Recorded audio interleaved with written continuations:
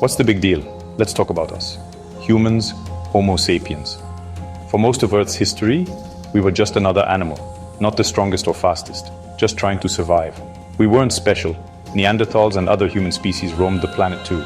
We were background characters in the story of life, barely making a dent. But then, something changed. Around 70,000 years ago, we started doing things no other animal could. We're now on every continent.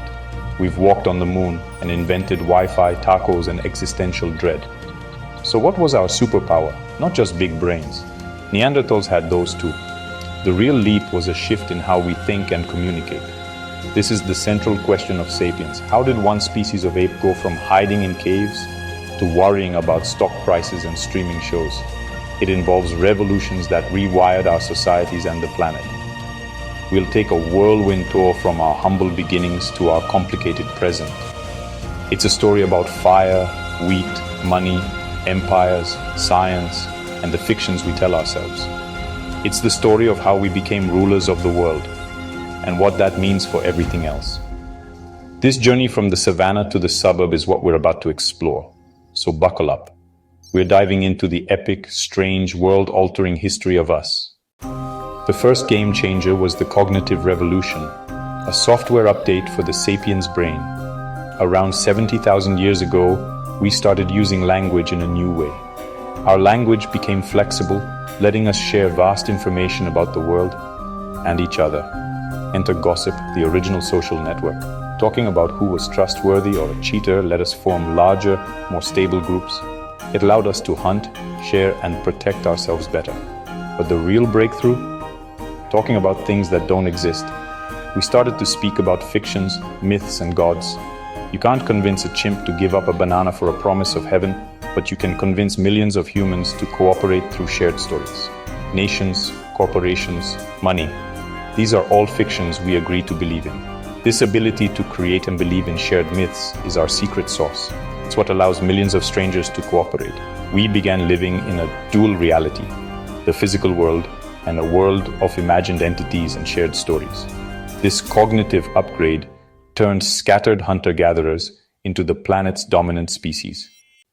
For tens of thousands of years, we were hunter-gatherers, healthier, with varied diets and less disease. Then, about 12,000 years ago, we started farming, the agricultural revolution. We settled down, grew crops, and raised animals. But Harari calls this history's biggest fraud. Instead of us domesticating wheat, wheat domesticated us. Our lives got harder, our diets worse, and we worked longer hours. Our bodies, built for running, now did back-breaking labor. Social structures changed, property, surplus, and inequality emerged. A new elite class appeared. Kings, priests, soldiers, living off the labor of peasants. We lived in crowded settlements, breeding grounds for disease. The upside, more food meant more people. This population growth fueled bigger, more complex societies. It was a trade-off. We gave up the hunter-gatherer lifestyle for the ability to support more people. We chose quantity over quality. It was a devil's bargain that set humanity on a new, irreversible path. After the agricultural revolution, societies grew but stayed fragmented. How did we go from thousands of cultures to a globalized world? Three great unifiers: money, empires, and religion. Money is the ultimate shared story. Almost everyone believes in it. A merchant in ancient Lydia could trade with one from India using the same gold coins regardless of beliefs. Money is trust in a shared fiction, connecting strangers and breaking barriers.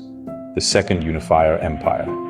Empires ruled over diverse peoples, spreading languages, laws, and technologies. Empires unified vast areas, blending cultures and creating new ones.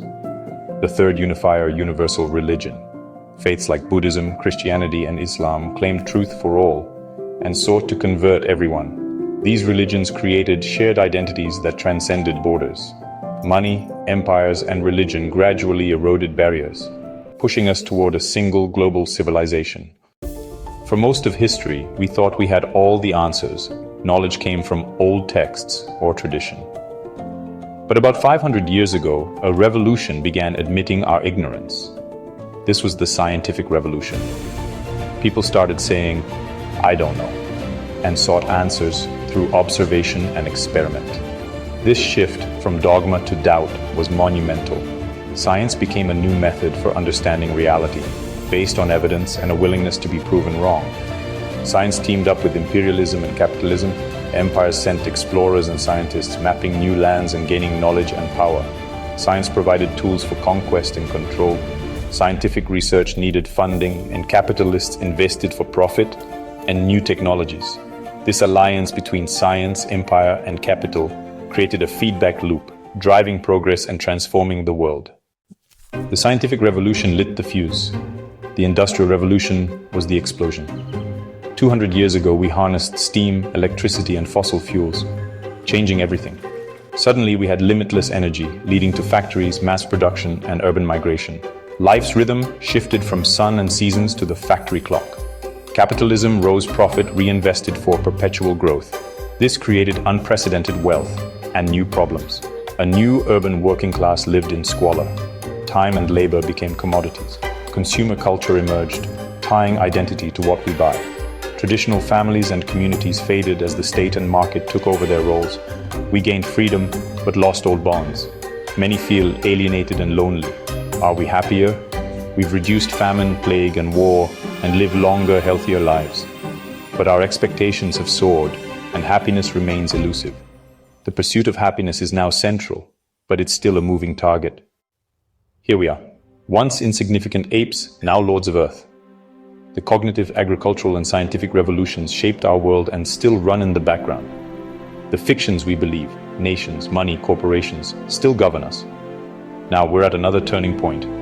Advances in biotech and AI give us the power to redesign life. For the first time, we might upgrade ourselves beyond natural selection.